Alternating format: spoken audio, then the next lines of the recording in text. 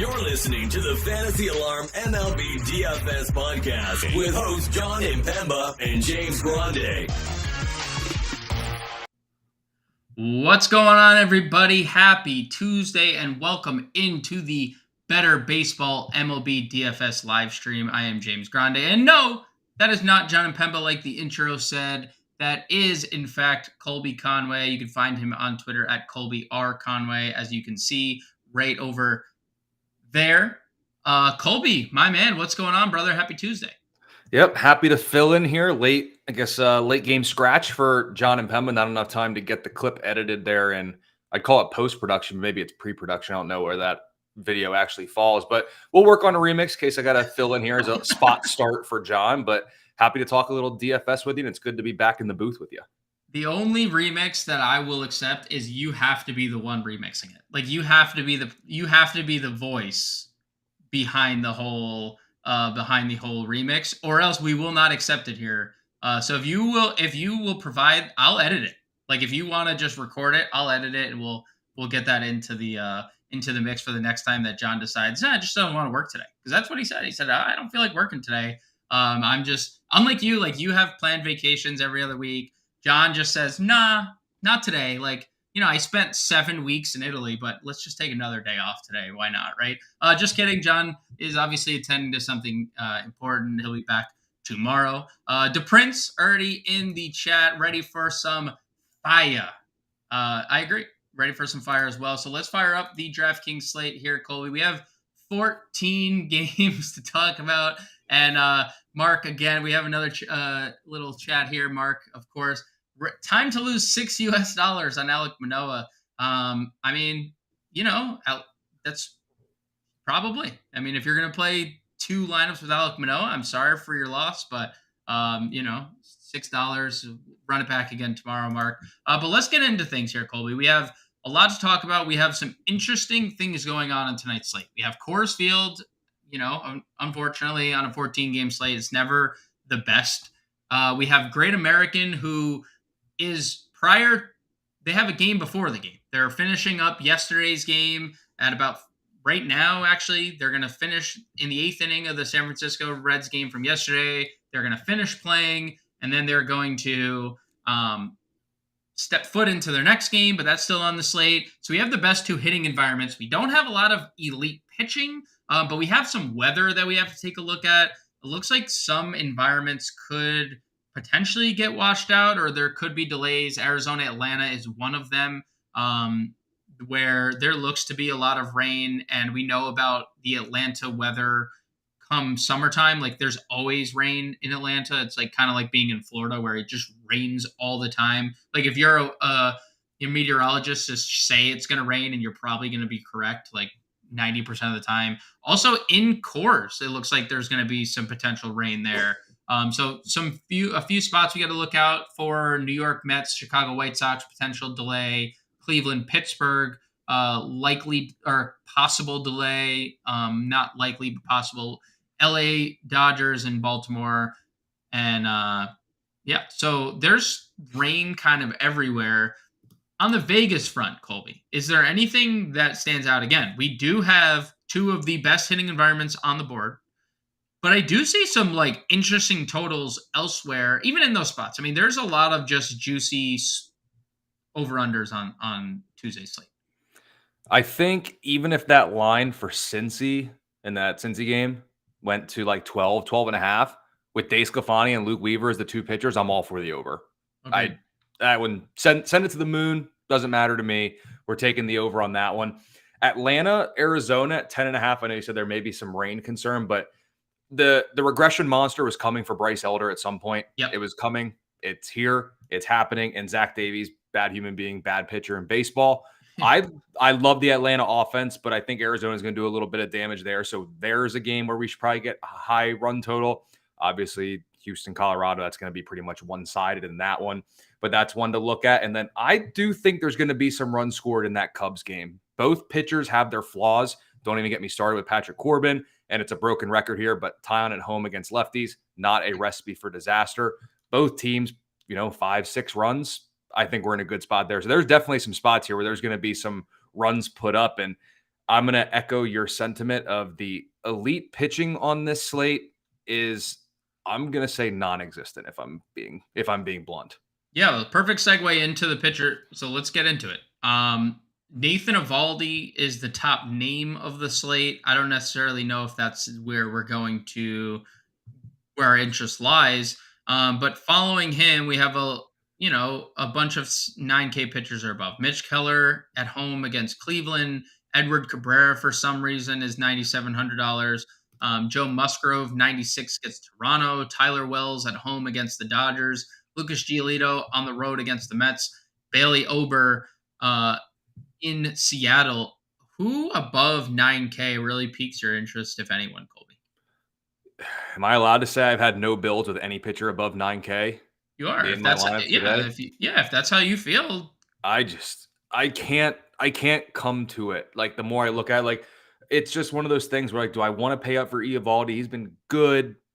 That price tag, I can save a couple $1,000s and go elsewhere. Anyone above 9K, the only one I like is Bailey Ober, just because Seattle strikes out so darn much.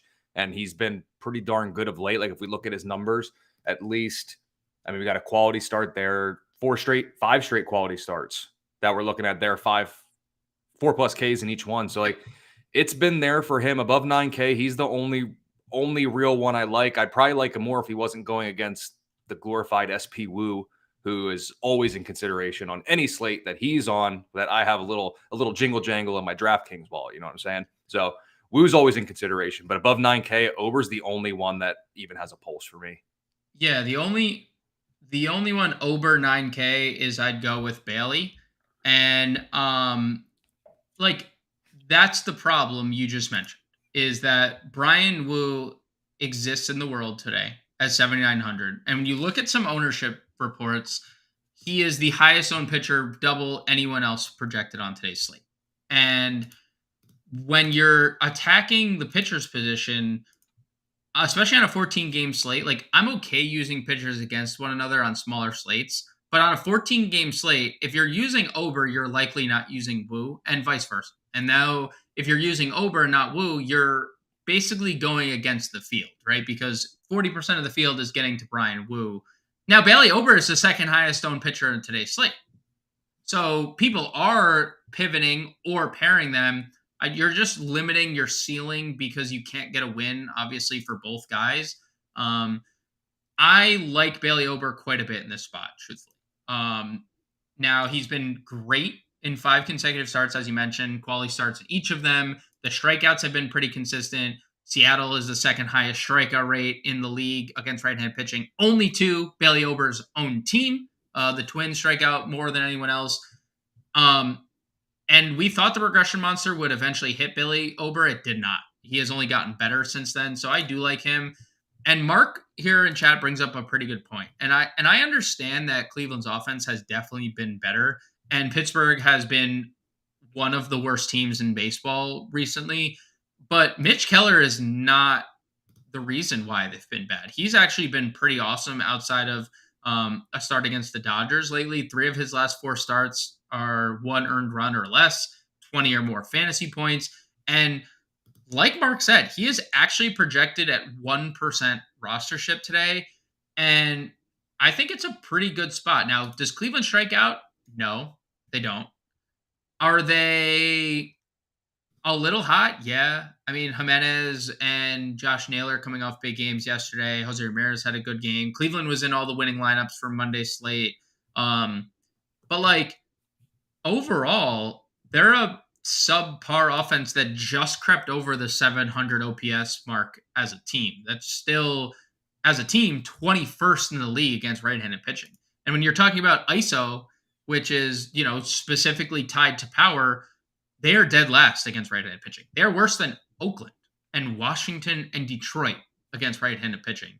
So Mitch Keller 1%, I think, is a little interesting. I largely agree on everyone else. Like, Eovaldi, like, Tampa's obviously been bad. We're not going to we can't gloss over that. Like, they've been a different team since like the Wander benching. But I don't know what the upside is with Eovaldi. Edward Cabrera, no shot at 9,700. Musgrove has been great, but do you want to pay 9,600 in Toronto where their offense is pretty good? Tyler Wells gets the Dodgers.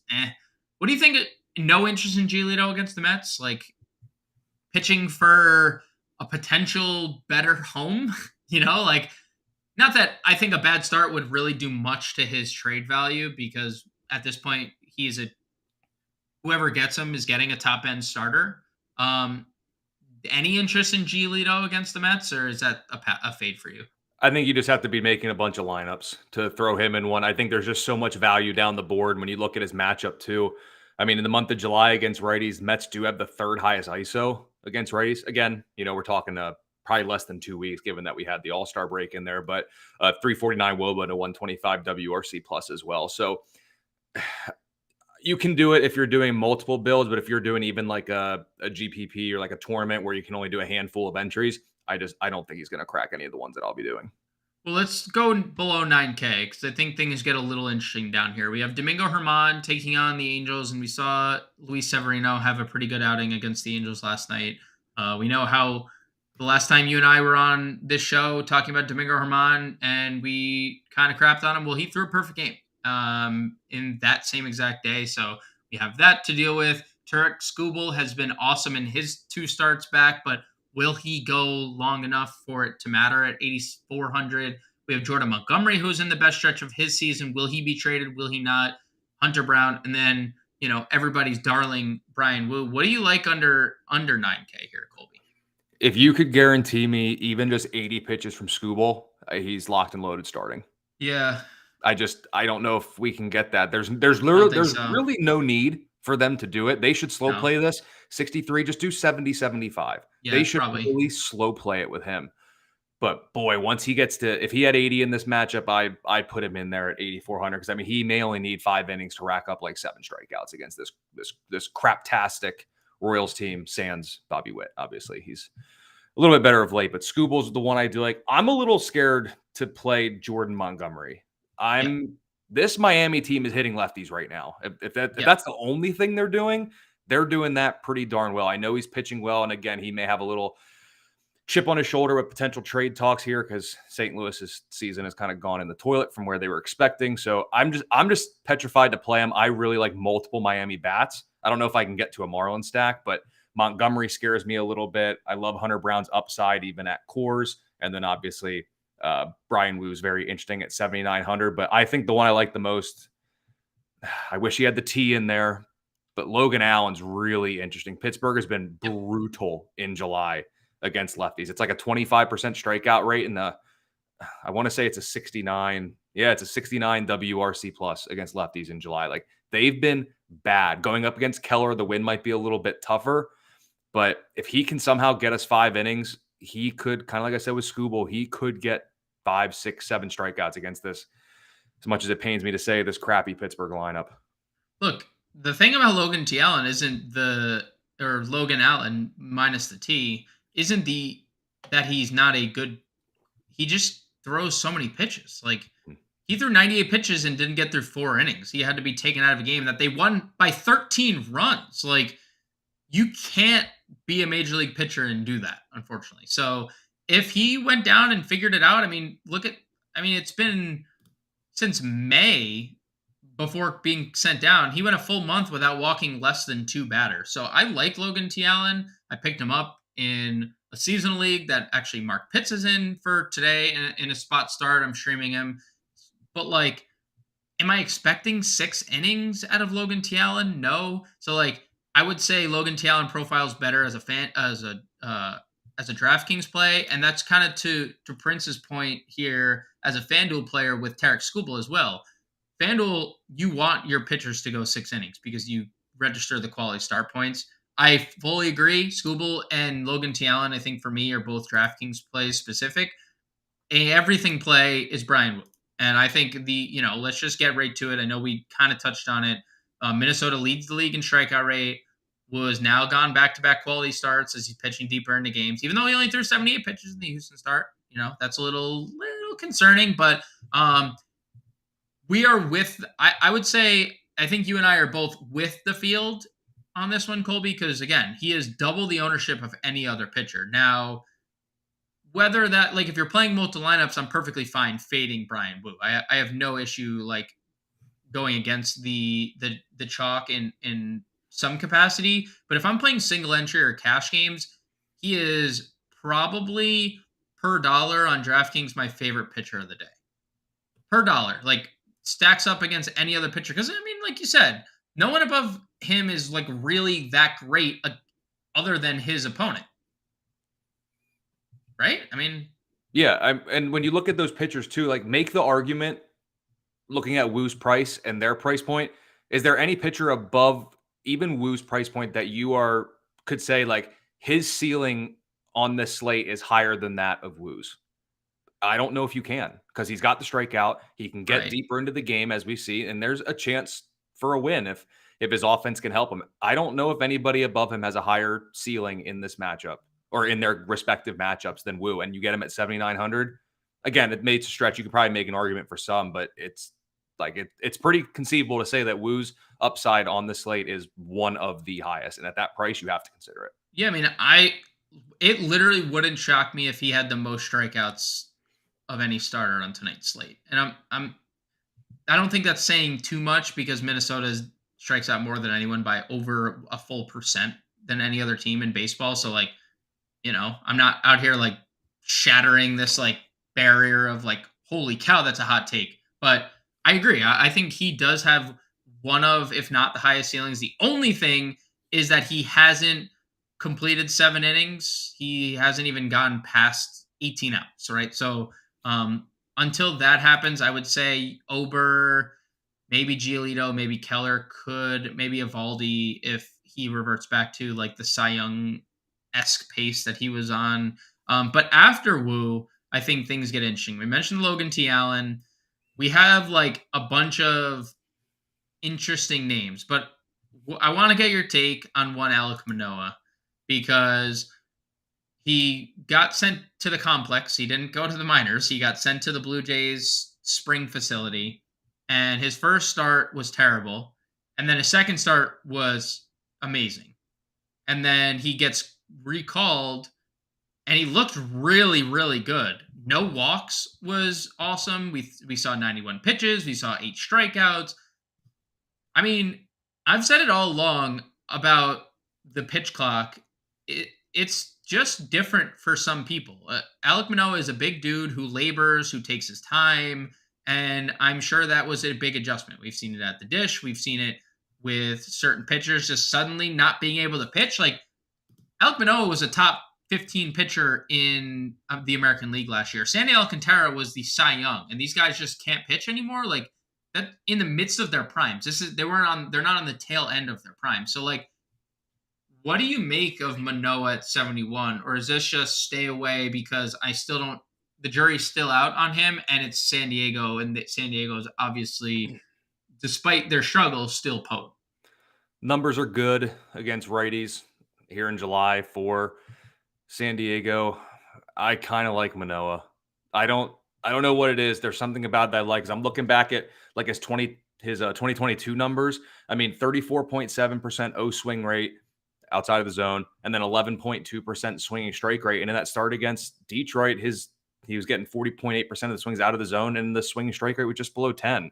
That's as close as he's been to 2022 that we've seen this year. Obviously, the first handful of the months, he was about as far as you could be from 2022 Manoah. So the risk is immense, because this is a team that they can go ice cold. I don't know how they can go ice cold, but they can. But then they can also go almost nuclear, per se. I do kind of like Manoah at this price point. Can he kind of string this start together coming off a good win against Detroit, aka a confidence builder really for him? Yep. This is going to be a tough matchup, but on such a big slate, there are going to be more people afraid to play Manoah than those that aren't. And it may not even be that you're not afraid to play him. It's just you have multiple entries. You have multiple horses in the race, and you're okay tossing Manoah in on one of them. I couldn't do him as like my only lineup for the night, but I am intrigued. I think that's the way to go. I don't know if I love it, but I am intrigued by him in this matchup. Yeah, no one's playing him. So you'll get him at incredibly low. Like I'm just saying it. Like nobody's gonna play him. I might throw a dart on him. Again, it's a GPP only play. Like if he has figured out how to navigate the current state of MLB, then we're gonna probably start getting a pretty good version of him again. Taj Bradley picking up some ownership here. I mean, I don't know about that. I know you're a Taj Bradley truther and you believe in Taj Bradley, and obviously it's hard not to like the swing and strike stuff that he has, but are we like tempted? I guess you could say the same thing about Bradley as you say Mano. Are we going to tempt fate with Bradley against Texas? Like Texas is, if they're not the best offense because Atlanta just is kind of in a league of its own, they're probably second. And if not, they're second because the Dodgers are coming alive. They're probably third, right? At worst. So do we want to tempt fate with Bradley, who's, again, is getting some moderate ownership here? Probably just because 7,300 for a guy who we've seen strike out 11 guys in a game, it seems pretty cheap. It's one of those things where if he was kind of in that stretch where he was allowing like 1-2 earned runs, he had that nice little stretch there in like late May, early June, I think I'd be more inclined. I think we're getting blinded by his strikeout upside in this matchup. And this is, as the kids say, this isn't an offense that you want to mess with. Or F with, I guess, as they may say. Is that what the kids say? Is that what the kids say? That's what the kids say. That's what I hear. That's what I hear when I'm trying to stay young and stuff. But yeah, that seems getting a little bit too cute. There's other options to go for that carry less risk than Bradley. I mean, didn't Wu-Tang Clan say something like that? I mean, like Wu-Tang Clan ain't nothing to F with. And they're not young. Like they predate both of us. So I'm just throwing that out there for anyone out there, hip to today's slang. Everything always comes back. Okay, everything goes back. away and it comes back. Kind of like Cookie Carrasco being good and bad. And I bring that up because Mark asked in the chat, and I was going here anyway, but we'll bring it up, is in his best spot of the season. And let's play both sides of this coin, because he's obviously coming off his best start of the year against an offense that probably no one expected him to throw 8 scoreless innings against in Arizona. But now he gets the White Sox. And there's 2 things that we've known all year. 1, Carrasco has been really bad against right-handed bats from the start of this year until now. 2, the White Sox only have right-handed bats. Like, they don't have anybody else. They have 3 lefties in their lineup tonight, and that's the most they might have had all year. Like, 3 lefties is like, this is like Christmas for those screaming from the rooftops. Like, why don't we have more White Sox fans? Probably like, why don't we have more lefty bats on this team? I'm mildly intrigued by Carrasco. The field is definitely intrigued by Carrasco. He is the 3rd highest projected owned pitcher of the night. And I get it. He's 6,200. That affords you with 28 teams and 1 being Coors Field and 1 being Great American. Like, there's a lot of high-priced bats you can spend up on. So I understand why people are getting to Carrasco. What's your temperature here on Carrasco? Like, are you interested? Are you not interested? Like, how do you feel about the field being in? And seemingly, I mean, Mark asking because there is obvious appeal to a 6,200 guy facing one of the worst offenses in baseball coming off his best start of the year. And the White Sox in July haven't hit righties well. 27% strikeout rate, 4th highest in baseball, trailing only the Giants, Twins, and A's, and only a 69 WRC plus in that stretch, as well as a 106 ISO. So the matchup is good. It's there. It's there for him. He's a little volatile, so I guess you could get away with him in cash if you wanted to, just because how much you're saving and allows you to get the bats. I think I'd probably lean more GPP for him, but it's a really good matchup. What's interesting is that the White Sox offense is going to pose the biggest split disadvantage for Carrasco. Yet, because he uses his right arm to throw the baseball, he gains a split advantage over the White Sox offense as a whole. So it's kind of an interesting way to look at it there. I would say lukewarm is probably my temperature with Carrasco. He probably won't make any builds that I have, but I get the appeal, and the matchup is very, very good when looking at the surface level numbers. I would say I'm like the temperature before when you're in the shower and like you're like, oh, this isn't hot enough. And then you like crank it down a little bit more and you're like, all right, perfect. Like that's where I am. So like I'm in between lukewarm and like perfect warmth. You don't take So cold whatever. showers? No, who the hell takes cold showers? Um, but I like this is what I could see playing out. Carrasco having a great start, and then Luis Robert hits a 3-run home run to ruin it all. That's what I could see because Luis Robert has 21 home runs against right-handed pitching this year, and I understand the White Sox, they don't have Eloy Jimenez in the lineup tonight, so that's obviously like a check mark in Carrasco's corner. I could also see a scenario where Carrasco throws 7 innings and the one run is just a Luis Robert like solo shot or a Luis Robert single stolen base, like manufacture his own run because that's what Luis Robert can do. So I am like pretty high on Carrasco at 6,200. I'm just also aware that there is a reverse split guy here facing a lineup with 6 righties, and that's something that we're gonna have to contend with, especially when like Robert Von Berger does have a lot of power, right? Like that is a lot of juice in the middle of a lineup. 288 ISO for Robert, 188 ISO for Vaughn, 272 ISO against right-handed pitching for their 3-4-5 hitters. So just something to consider. Carrasco 6,200. I think it's going to be a pretty popular play. Before we move on, Colby, anything else that you want to mention here for a pitcher? No, really the only pitchers we haven't talked about, especially at the bottom there, are the only ones I want to go against. So I'd rather save their names when I'm talking about hitters going against them. All right, let's dive into the hitting then and talk about catcher, where, I do think this is a day we can spend up on catcher if we wanted to, because we have Brian Wu and Carlos Carrasco at our fingertips potentially as one of our 2 pitchers or both pitching spots. If you were to spend up on any of these catchers above, I'll just say 4K, because, we don't need to spend a lot of time on catcher. Who are your few options that you'd want to use in the spend up department? Adley Rutschman and Yanier Diaz are the 2 for me.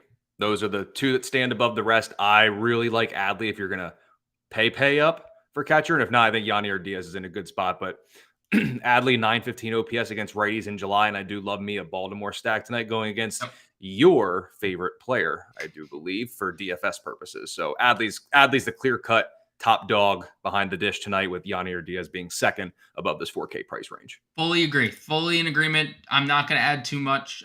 If you do want to look at Yanier Diaz and his splits this year, it's been right-handed heavy, where he has been dominant against righties. 270 ISO is significantly better than anyone else on their team. And 369 WOBA also leads the team. I'm not including Jordan in that because he's not in the lineup, obviously. The Rockies, just interesting note, Jake Bird is starting tonight. He's just an opener, so that is the direction that they're going with. I know DraftKings does have Noah Davis listed as the starting pitcher, and I do believe he is the long man, but they do have Jake Bird as their starter. Going down below 4K, what stands out to you? I'll throw Jake Rogers into that mix, by the way. Also, he hits lefties extremely well just from the power department. I'll throw him as one more guy above 4K. But what about anything under 4K that really, gets you going? Because I got one name only. Yeah, I got one as well. If you're stacking Giants, I really like Blake Sable in this matchup. OPS near 1,300 with a 580 ISO versus righties in July. I don't love that he's 0 for 6 with 4 strikeouts, I believe, since the break. Yep. I don't love that, but he hits righties well. And Luke Weaver, I believe Luke Weaver has reverse splits this year, but for most of his career, lefties have given him a ton of fits. So I think you're fine. Lefties, righties, switch hitters, guys who stand in the middle of the plate, I think you're fine. Anyway, you cut it against Luke Weaver. So if you are stacking Giants, I do like Sable down there just below 4K. Yeah, and you could always play him in the outfield if you wanted to play Patrick Bailey, who's a switch hitter as well. Yan Gomes for me against a lefty. I just play Yan Gomes against lefties religiously, and this is a good lefty to face against Patrick Corbin. Yan Gomes, 261 ISO, 346 WOBA on the year against lefties, hitting 5th again tonight. So Yan Gomes 3,300 would be my guy. And then I don't know. I don't think there's much. Like Miguel Amaya is fine. He's been okay. He was okay yesterday. He's back in the lineup again. Anything else that you'd want to play down here, or is it just are we ready to move on? I don't. Yeah, that's it. It's a 3-4 man race behind the dish. That's all we really got tonight. It's a 3-4 man race behind the dish. I agree. So let's go on to first base where we have quite a few good options atop the list. And, we'll start with Shohei Ohtani, who, should he have been walked when he decided to hit a 2-run home run to tie the game in the 8th inning? Probably. 7th inning. Did Aaron Boone say he shouldn't have walked him? He did. Neither here nor there, Colby. Another day, another Shohei Ohtani home run. Play him if you want. No one's going to ever tell you, wow, that's a bad idea playing Shohei Ohtani, the best player anyone's ever seen. But if you're not playing Shohei Ohtani, who is your top spend up at the first base position?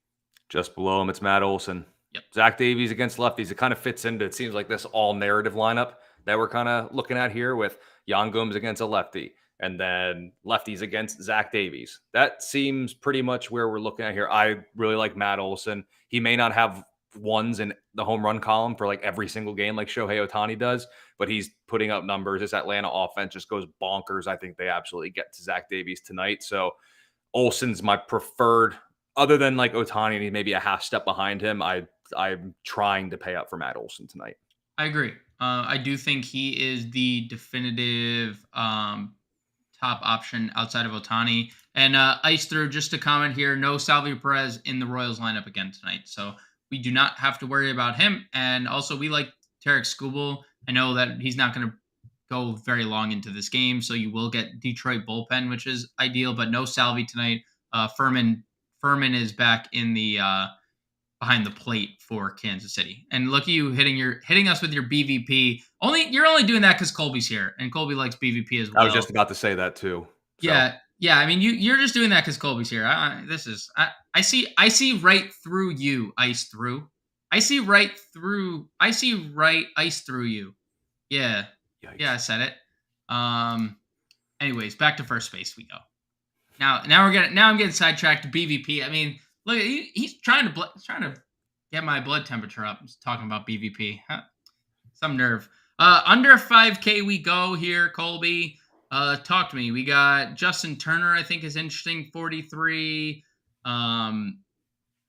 Nathaniel Lowe, 4,000. Crone in Coors Field. Like, what do you like below this next tier? Because, like, got to be honest, like, the 4K range doesn't really appeal to me outside of Turner. I would definitely have interest in Justin Turner here, who's been amazing pretty much for the whole year, but, like, really lately, especially, like, last 2 months. Talk to me about the rest of the first base position as a whole. Like, what do you like? I don't like the 4K range either. I'm paying up for Olson or Ohtani, or we're dropping down below the 4. I mean, outside of that, like Lamont Wade Jr. at 3,800, yep. I really like that one. I don't know if I've mentioned it. Your favorite guy, though, Michael Grove. Not good. So why not Ryan O'Hearn? He hits righties very well. Grove can't get lefties or righties or anybody who walks up to the plate out. So I love a Baltimore stack tonight, and I wish O'Hearn still had the outfield eligibility so I could still get Matt Olson in there at first and then stick him in the outfield as a value outfielder. But if you're gonna, like I said, if you're gonna stack Orioles, he's such an affordable piece in such a good matchup. Yeah, he's been kind of like, this has been a nice resurgence for Ryan O'Hearn. 226 ISO, third on the team, 394 WOBA against righties. Guess where that ranks? First on Baltimore, a team that has Henderson, Rutschman, Santander, Hayes, the great Aaron Hicks. Like this, he's first amongst all of them, hitting fourth again tonight. And you mentioned it, Michael Grove, my favorite target, your favorite target, should be your favorite target. 241 ISO allowed, 439 WOBA allowed to left-handed bats. Like, sign me up for Ryan O'Hearn, who continues to be really good in this Baltimore lineup. 3,300. He is my favorite first baseman if I'm not spending up. The first place I've kind of gone. My other one, I don't know if we meant to gloss over him, but Jose Abreu. I know he slowed down a little bit. came out of the break pretty hot, back-to-back multi-hit games, wasn't great. 2 days ago, they head off yesterday, traveling to Coors. But again, he's in Coors, 3,700. He's a very cheap piece to an Astros stack. The Astros lineup just came out not too long ago. He is hitting fourth this evening, too. So I like that quite a bit. Jose Abreu in the 4-hole for the Houston Astros. You know what? I'll give this a little refreshment here, too. So we get the updated lineups going for everybody. All right, there it is. Jose Abreu hitting fourth. Ryan O'Hearn hitting fourth. Anything else down here, Colby, or you ready to move on? I mean, your boy Connor Joe leading off tonight. Yeah, I'll save a Pittsburgh bat for maybe a little bit later. The one I did gloss over in the 4,000 range. If you do like the Reds offense, you may have to consider Joey Votto, putting him in there. Yep. I get it. He's fine at that price. I get enamored by. I feel like I fall into this trap right now for tonight looking at first base where it's like Olsen, Ohtani, and if I can't do it, screw it, it's O'Hearn. I'm playing an O at first base. That's what's happening. That's just somewhere. It's Ohtani, Olsen, or O'Hearn. That's pretty much what it looks at. Or in Baltimore O. Could have went with that too. You know, technically. O'Hearn fits. Yeah, I know. I'm just saying. Just giving you a secondary. Olsen was the hard one. He was. Yeah, that's true. That's true. I'm just giving secondary options here.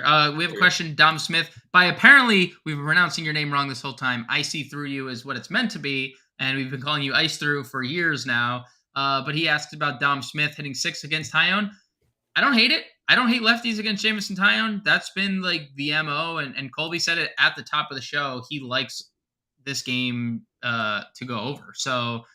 Yeah, I could definitely get behind some Washington. We know how sneaky they are. Again, 329 ISO for lefties this year against Tyone, 434 WOBA. Like, those are awful numbers. But let's move on, Colby. We're getting about 20 minutes left in the show, second base. So this is probably going to be an easy position to fly through since it's a bad position per usual.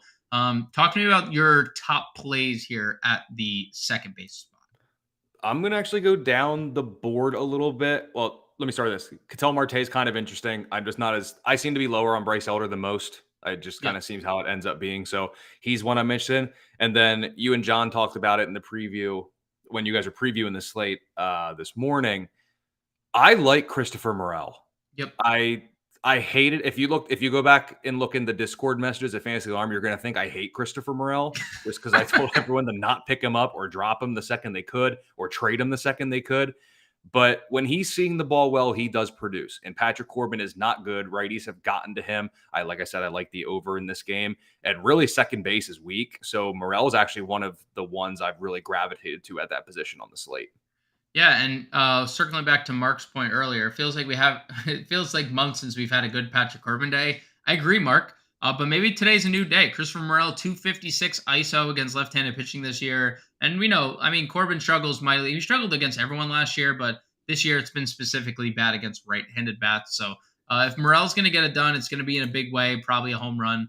And I agree. That's probably where I'd start my exposure. I'm not going to also I'll give some love to Nico Horner, even though he hasn't been as good as he was earlier in the year. There's potential there. Going down, look, I think that this position is pretty bad. Like, when you look at second base as a whole, Mauricio Dubuon, I think, is fine. He's leading off tonight. He gets the Coors Field buff. And, whatever Colorado's going to throw at him is subpar. You can get to Jimenez, who homered again yesterday. He's been pretty good in both the power and stolen base department over the last couple months. But then it's just like, what? Zach Geloff, he's still probably too cheap for a guy who's leading off and has a lot of speed and has some pop. 2,900. Red Sox going with an opener tonight. What else are we doing at second base? Like, is there anything that's like really like I need to play? In terms of I need to play, no. If you're going to go full anti Michael Grove, Jordan Westberg, we talked about it multiple times in the minors. He crushed righties, and at least in the big leagues, a 709 OPS and a 167 ISO against righties isn't like putrid. You know what I mean? It's not bad. And his upside just seems capped right now. He's just still trying to figure out life in the bigs and everything. But I mean, he's an affordable part. Like you can put him and O'Hearn as part of a Baltimore stack, and it's like under like $7,000 of your dollars. And then you can still get some of the big boys. So I can't get farther than about Westberg at second base. And really, I'm really settling it on Christopher Morel. I got two guys for you that I'll just spitball, and one of them is Andy Ibanez against a left-handed pitcher leading off. He's hit lefties pretty well this year. I'm trying to pull it up against left-handed bats. 291 ISO, 337 WOBA. He's leading off. Yes, Daniel Lynch, who 199 ISO allowed to righties, so he's been specifically snake bit by right-handed power. And then I'm gonna give a shout to a Yankee brethren, not that I'm on the team, but Oswald Peraza is. And I don't know if you saw this, but they let him off. And if they're going to give him a shot, like he had 4 walks yesterday, Colby. He had 4. He has a stolen base in 3 straight games, dating back to when he was originally on the team. All he's done in AAA is rake. He seemed disinterested when he was passed on by the Yankees because they called up Volpe instead, and he's probably like, well, what about me? Like I'm the guy. I don't know, 2,800. If he's going to lead off again, Patrick Sandoval hasn't necessarily been good. We have an advantage in the split. He's stealing bases. He's hitting atop the order. The Yankees needed some spark. If Oswald Peraza is going to be that guy, I'm perfectly fine getting to him at 2,800. It's fine too, because Sandoval's had issues with walks too. So and it's one of those things where if Peraza gets on base, he's not a zero. So like we can get a stolen base, and walking a stolen base right there is what we need points wise. And he's obviously running. He's willing to take ball forward. He's putting a little contact to the ball. So yeah, at that price point, I'm definitely not opposed to him. Let's head over to third, a position that is going to be something that we probably spend up at. Unfortunately, Ellie De La Cruz is now only third base eligible. He's now $6,500. If you want to get to him, I think you can. He's my home run call today. Everywhere we did on the podcast, he was my home run call. I did it on the Better Sports Betting Show before this. After Ellie, who do you like at third base here, Colby? Well, talked about Christopher Morel. Obviously, he's in there, and probably my favorite play is Gunnar Henderson. I think we'll end up maybe moving him to short, depending on how the lineup build breaks out. But I mean, 926 OPS over his last 10. He's got an extra base hit in 3 straight, 275 ISO against righties. Everything's there for him. When he's facing a righty, he's in play. When he's facing a bad righty, he's even more in play. And when he's facing Michael Grove, we lock and load him in the lineup.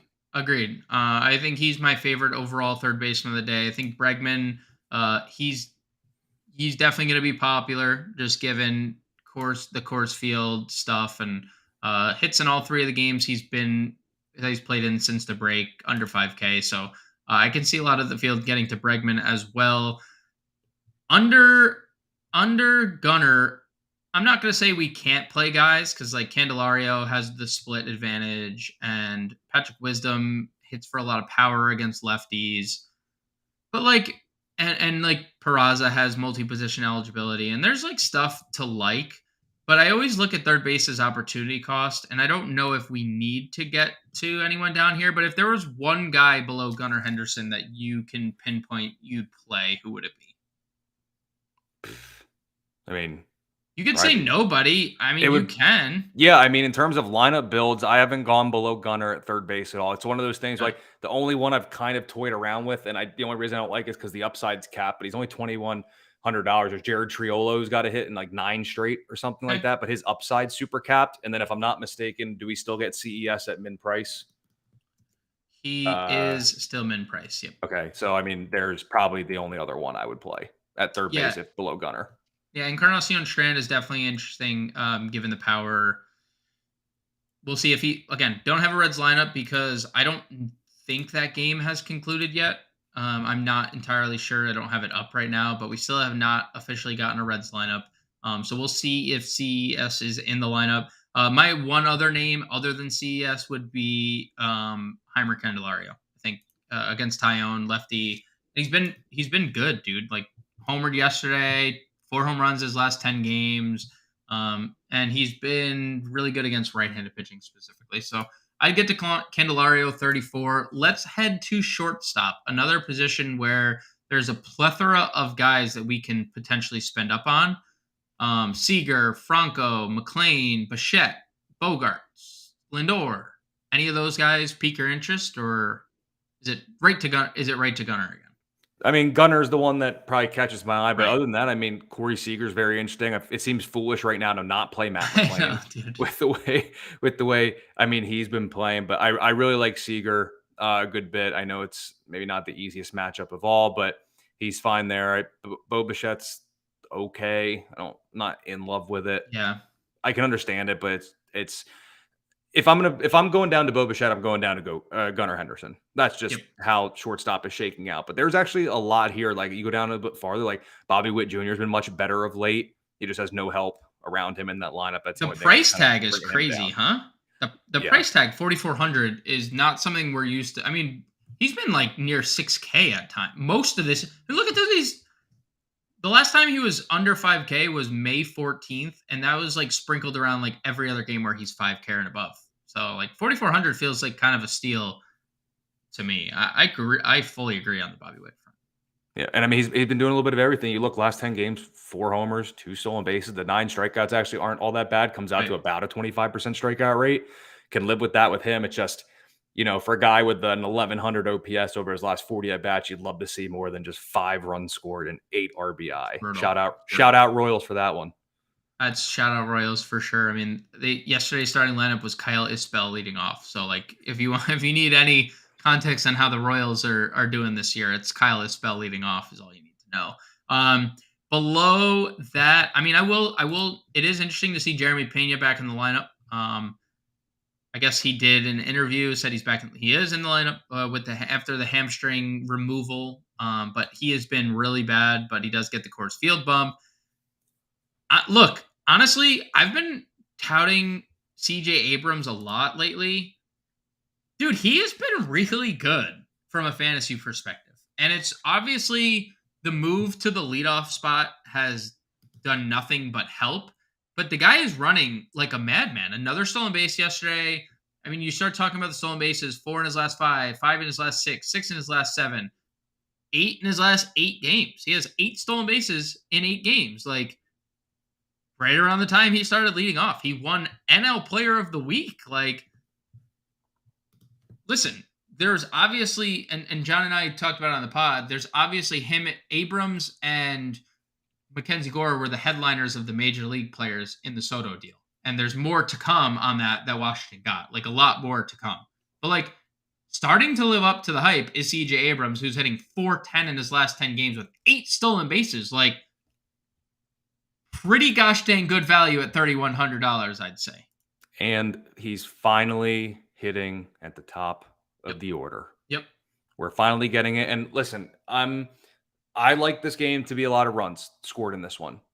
How could I not like the leadoff hitter on the best side of his splits against the pitcher's worst splits in a game where there's going to be a lot of runs scored? And Abrams has been doing everything. I am genuinely shocked that he's still at this price because it's either a multi-hit game or a stolen base or a run scored or everything that I just mentioned all in one. Like I understand he may not be like a Shohei Ohtani type hitter, but his upside right now for his price is insane. I mean, like 2 hits, a run scored, and a stolen base is something that is no stranger to him, especially of late. Right. And, to be fair, Corbin Carroll was this price for like the first 2 months of the year, so I don't expect this to change too fast. Now, Corbin Carroll is $6,000, now, and rightfully so, but Luis Robert was $4,000 for the first 2 months of the year. It was like Ohtani's a first baseman. I mean, we can't be perfect, and I appreciate everything DraftKings does, and for sure. They obviously have an algorithm for this stuff, and sample sizes play a part. Fernando Tatis was 2K upon returning, and there's a lot of wild stuff. So while we can take advantage of a $3,100 CJ Abrams, please do so because the guy has been. I mean, look right there, it says it. Fresh off being named the NL Player of the Week. They said he was the best player in the National League last week. And he has continued on to this week, rolling on ahead. I don't think we need to go any further because why would we need to go below $3,100 Player of the Week? So let's go on to the outfield. where I think some of the toughest decisions we've made or will make lie, because Ronald Acuna Jr. is an absolute freak. I don't know what else to say about it. He's just a freak. He has 2 home runs and a stolen base in a game. He has games where he has no hits. He still has 11 fantasy points because he has 2 walks and a steal. Even in his worst games, he gives you fantasy points of double-digit variety. But we have Ohtani here. We have Mookie Betts, who's in the best stretch of his season. We have Tatis, who, has he been great lately? No, but we know Manoah struggles. We have Tucker in Coors, and the one thing I've always said about Kyle Tucker is when he's going, you play him. Like, you don't even think twice. He is like he is like insanely streaky. When he's really good, he's really, really good, and now gets Coors. How are you like ranking out these 6K? If you had to pick one or two, pick 2 of these 6K guys, because it's really hard to like not want to play all of them. Yeah, I mean, Otani's the interesting one, but I mean, if he's going to be at first base, I'll remove him for the sake of this Right. exercise. It would probably be Ronald Acuna because I love stacking Braves tonight. And then Yep. I just, I'm going to quote one of the 173 wisest people I've ever met. Okay. And they say, when Kyle Tucker is streaking, he's effing streaking. Yep. You know who said that? No.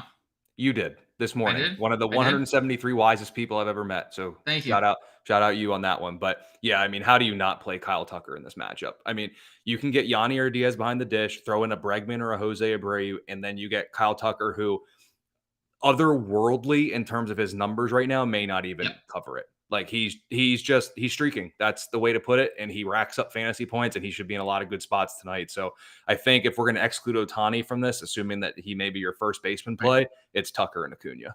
I have to, before we move on, how many people do you know? 174.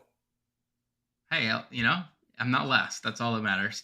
Let's keep going down the list. The aforementioned Corbin Carroll and the aforementioned Luis Robert here, 59 and 57 respectively. What do we like in the 5K range? Is there anything specific that stands out? Like, I know you like attacking Bryce Elder. I mentioned I like Luis Robert against Carrasco, but is there anything that specifically stands out here in the 5K range? I don't mind Lane Thomas if you're going to keep going with the Washington bats. Cody Bellinger hits everybody. I know Corbin's been a little bit tougher on lefties, but Bellinger has actually been really good against lefties, so he's kind of interesting. I really wish Jake Fraley wasn't this highly priced. A couple dollars down, you could have me sold there for him. Yep. Stanton's been good. I can never get Stanton right, but he's been good against lefties, and he's been pretty decent of late, all things considered. I mean, the 222 average isn't that necessarily great, but the home runs look good. And I've talked about it earlier. This feels like a Jorge Soler home run night.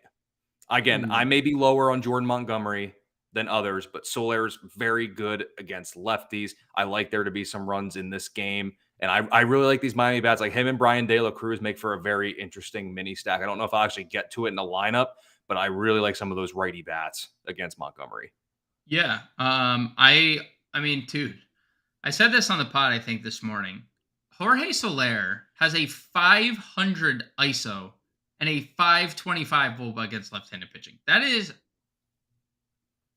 like not even, I don't know. I have nothing else to say. That's just crazy. This tier is loaded. I don't think you need to really live in that 5K range. I love Fraley at 4,900 because I love lefties against Desclafani. Lane Thomas is a little interesting if you're playing national stacks. I know Tyon's been worse against lefties, but Thomas has been really good this year. Mark brings up an amazing point about Cody Bellinger.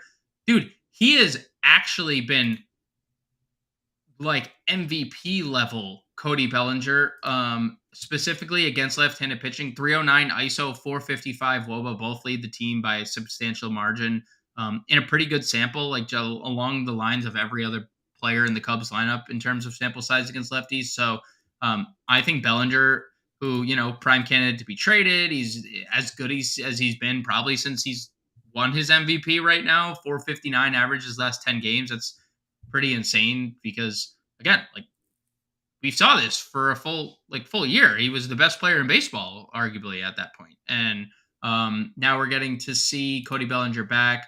Santander has been really, really good of late. He gets Michael Grove at home And I know Santander has been better against righties specifically, but he has a lot of power. Soler, you mentioned. This tier, Giancarlo against the lefty. Like, this is an elite TJ Friedl, another guy who hits righties really well and hits near the top of the Reds lineup. Like, this tier is Yoshida's in there too, and he's the cover boy of the playbook, I believe. Dude, he's been. I mean, let's be real. Like, what are we doing with this price? Like, I was a little critical of when he was near 6K. I thought that was a little too pricey, but he's hitting 400 over his last 10 games with 10 runs scored and 10 runs driven in with 5 extra base hits. Like, why is he 4,300 against Oakland? Like, we're heading into an Oakland series after he hit a grand slam and 6 RBIs, and we got a price decrease. 4K feels like the range to live in, I think, if you guys have figured that out. Give me a couple of your favorite sub 4K outfield plays. I touched on it a bit. I do like Brian De La Cruz a good bit. If you don't do Blake Sable behind the dish, you can put him in the outfield at 3,600 if you want to. And then you talked about it this morning, which stole my thunder about it a little bit, but the Giants outfield is free. Dude. In a good matchup against Luke Weaver. The one I've kind of gravitated towards the most is Conforto and his 875 OPS against righties in July. That's our boy. Me and you were high on Conforto coming into the year. We did the seasonal podcast, and we both were high on Michael Conforto. And he's been good when he hasn't been hurt, but he's been banged up for a large part of the last couple months. And he has been really good against right-handed pitching, and Luke Weaver has been really bad. Again, no lineup there yet for San Francisco as I look. Also interesting note, no Rafael Devers signed again for Boston. Justin Turner playing third base once again, which is a little interesting. Did he hit he's not on the IL, right? Day to day? Yeah. Right calf tightness, not in the lineup again for Devers. So just an interesting note.